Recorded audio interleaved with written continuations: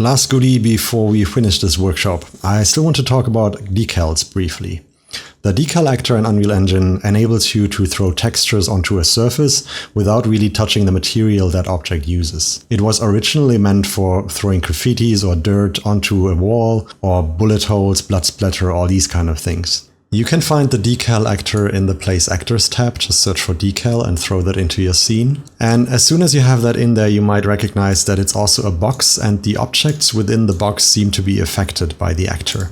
The Decal Actor basically projects a surface that we can throw into the decal material slot onto any geometry that is within this box. It does that by using its x-axis, which you can also see by this little blue arrow that is in front of the pivot point of the box. Now, in order to control this a bit more, let's create a new material, which we will call Matte Decal. And inside the material on the main node, we have to make a few changes. Just click on this node, and then on the left side you need to change the material domain to deferred decal, and you need to change the blend mode to translucent. Now let's start with adding a color. I want to use the color that I used for the other objects as well, so I'm just copying that node and pasting it in here again, connect that to the base color slot. And now we need to feed in a mask into the opacity slot that we can see here at the moment. Just as an example, I will quickly grab this black and white texture from the foliage that we imported earlier and grab the red channel of it and connect it to the opacity slot. Press apply and press save. Now all you need to do is grab that material and throw it into the decal material slot of the Decal Actor.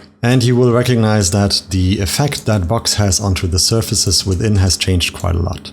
Basically, the Decal Actor is mapping the texture that we added in the material on its Y and Z plane and projects it forward onto its x-axis to any object that is within this box. That gives you a really nice way of controlling additional textures, as the texture is tied to the scale of the box and also to the position and angle. The downside is it is a flat projection, and that means the texture will get distorted on any surface that is not parallel to the Z and Y plane of this box. And while these leaves look really funky, this is not exactly what I want to achieve here right now. So let me import a new texture. This is a very basic gradient that I created, just a black and white gradient with an alpha channel, and I want to throw that into our decal material.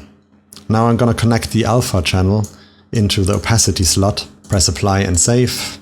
And this gives us a really nice controllable way of adding gradients to our scene without having to go into the material of the independent objects. You might have to play around a little bit with scale and position to get the effect that you're longing for, but because it is tied to an individual actor, that gives you a lot of control over what you want to achieve.